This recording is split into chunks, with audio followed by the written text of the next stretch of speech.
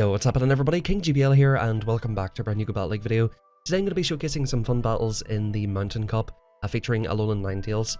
A Shadow Alolan Ninetales to be precise, and I feel like this Pokemon is a really strong anti-meta, of course with the Ice and Fairy typing. It's not going to take super effective from counters. You can run this one of two ways. You can go with Charm, or you can go with Powder Snow.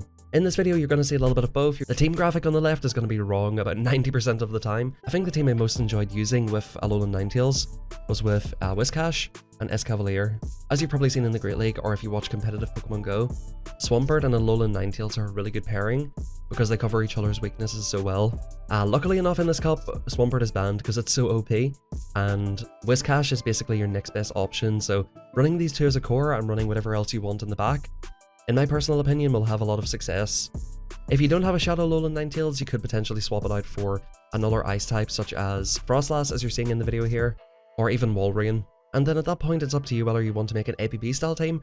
You could potentially go for double Ice, or if you go for a more balanced team, which I did with Escavalier here. I want to say a big thank you to Abnett, who done a ton of practice battles with me, and I want to say happy birthday to him as well. If you guys can do me a big favour, it's his birthday today, so please comment down below happy birthday to Abnett. I very much appreciate that, and thank you for letting me do these practice battles and recordings. I want to do a quick shout out to the Discord as well. If you guys are looking to practice battles and stuff like that, I always practice a couple of days before the cups come out, so if you guys want to battle against me or all our members of the community, just to get a little bit ahead on knowledge on the upcoming cups, definitely join my Discord. And I actually recommend joining any of the other content creators' Discords as well. If you guys want to get some practice and get a little bit ahead, I highly recommend joining Home Slice Henry or Rise to the Occasion's Discords, because a lot of people do battles in there and it's really amazing practice. Alright, so hopping into this first battle here, we've got a Whiscash versus normal Alolan Ninetales. So this is an interesting match right here. I don't really want that in my backline because, I mean, it's just even. I probably should swap out here, you know, obviously playing the ABB style. But I did decide I'm going to try and sort of get a little bit of damage off on this thing, and the opponent has let the first move go through. Now, I think this will be just a Weather Ball at this stage, but I do decide to shield it up anyway. If you're Alolan Ninetales in this situation, I believe it wins basically every shielding scenario if you just go straight Weather Ball and then obviously go for the Dazzling Gleam at the end. I'm sort of happy just to try and get this low and potentially maybe farm it down or do something in the back end with one of my other Pokemon. The opponent goes for a Dazzling Gleam right here. If you do manage to shield up a Dazzling Gleam, you can win this matchup because we're getting to these moves pretty quickly and the opponent will be behind on energy here. And we can get off another Mud Bomb, and I think the opponent could here maybe just go for two Dazzling Gleams. Of course, the Alolan Ninetales is a little bit bulky, but now we're sort of out of this match, and in comes Lucario. So this should basically get me a shield right here, and Lucario, you're going to see on a couple of occasions, is so hard to deal with this. Lucario is a problem, so if you get a lead like that, this is like a little bit of a learning moment. You probably just kind of swap out, because if they have a Lucario, or maybe even an Escav in the back, you're about to see this thing just do crazy damage. Unfortunately, I don't have a Great League one. In comes the close combat, in comes Frostlass. Lucario is just going to absolute town right here, and I thought I'd show this little battle here because it just goes to show the weakness of running this sort of team in particular, and yeah, that was definitely probably misplayed by myself.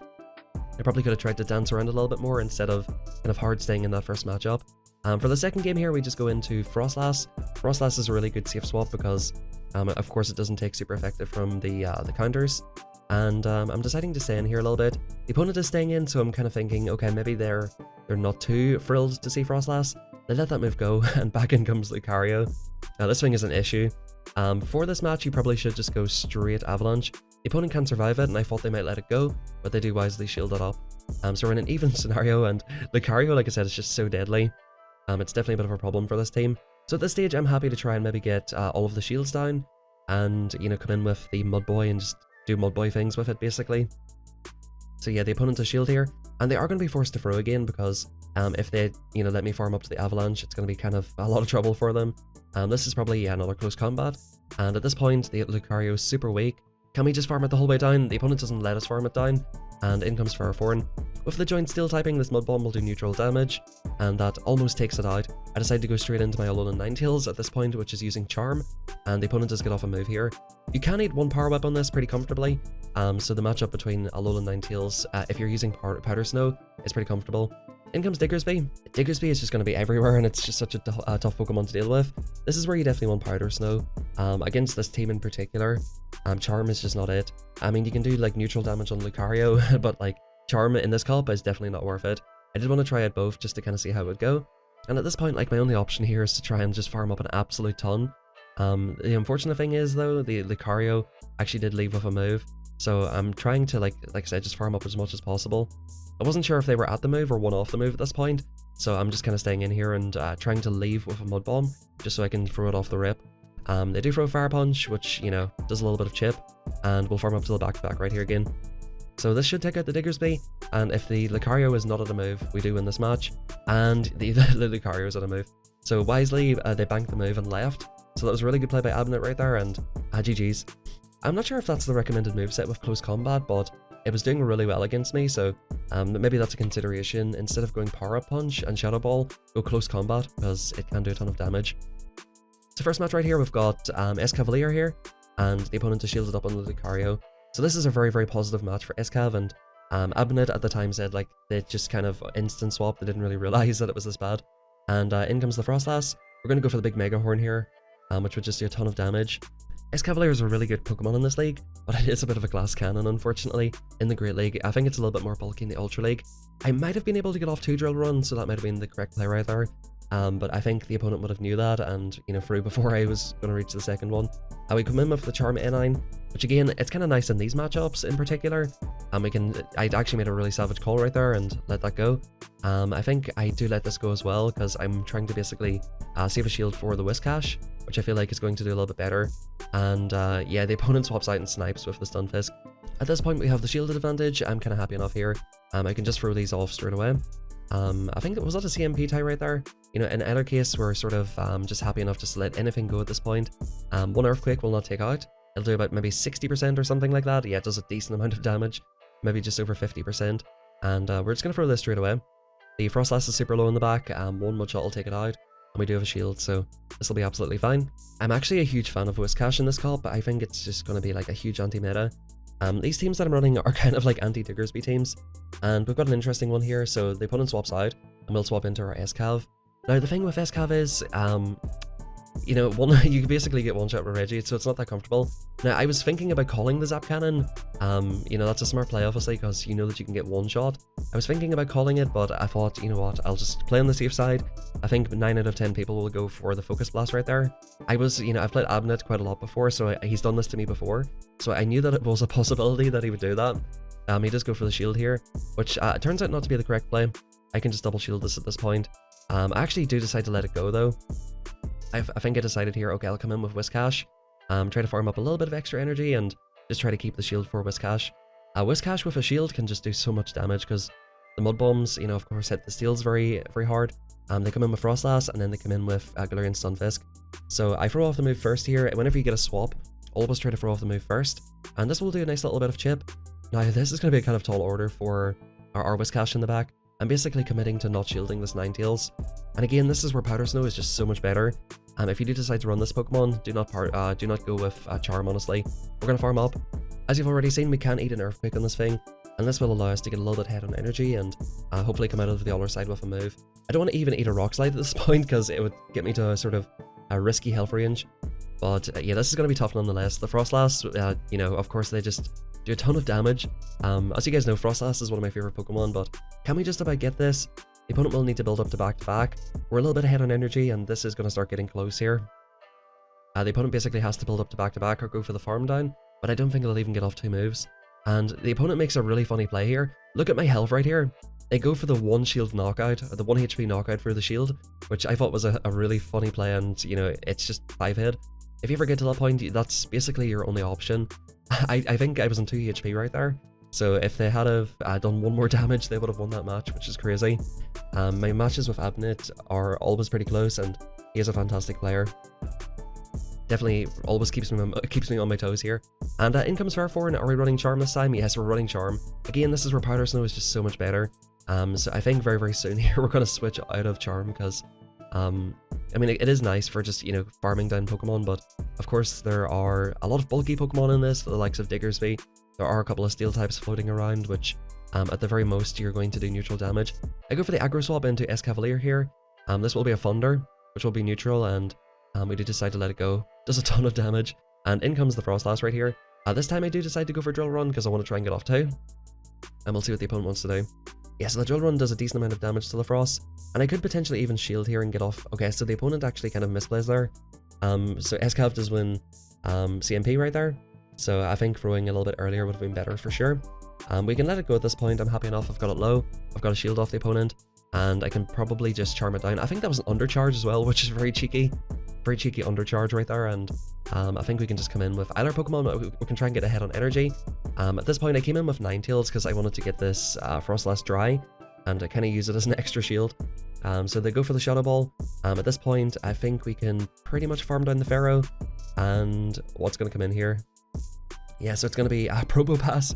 So, yeah, Abnett was using some, like, hilarious Pokemon here. We were playing a little bit more seriously at the start, and to be honest with you, he was clapping me quite a lot. The games were, like, fairly even. Like, I think he was definitely winning, though. That Lucario match, as you seen earlier, like, he just completely destroyed my team with it.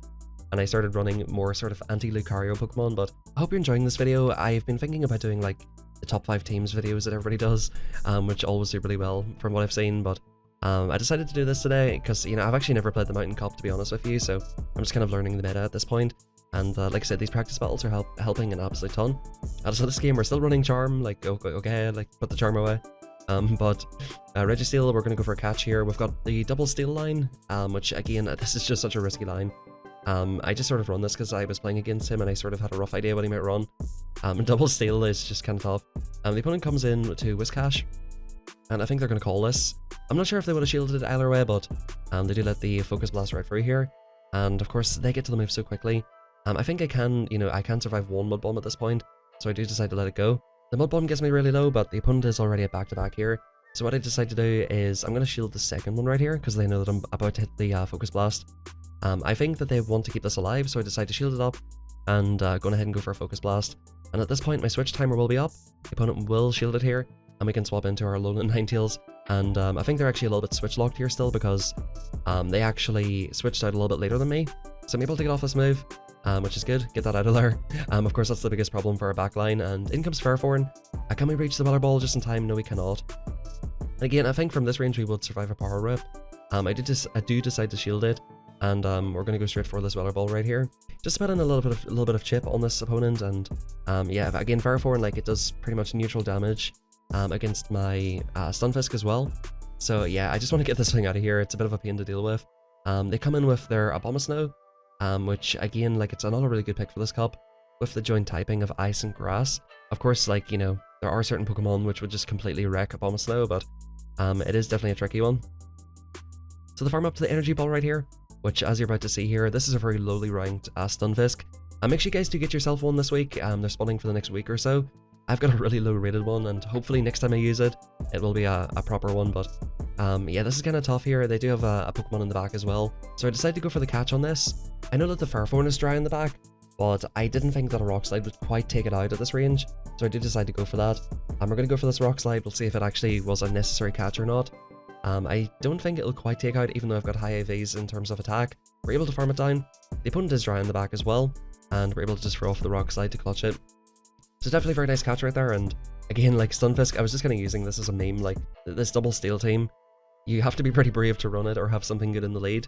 The good thing about Reggie is, as a safe swap, let's say, you can get off a Zap Cannon or a Focus Blast, which of course would do a ton of damage, or get the debuff or whatever, but definitely risky. Now finally, we're using a correct move on Ninetales. What do you know? What do you know? We're not just complete filthy charmers. So I'm happy enough to shield up this here. And again, like, in this matchup, we're running SCAV and Whiscash in the back. The opponent comes in with Nidoqueen, which of course, you know, does the super effective damage with the jabs.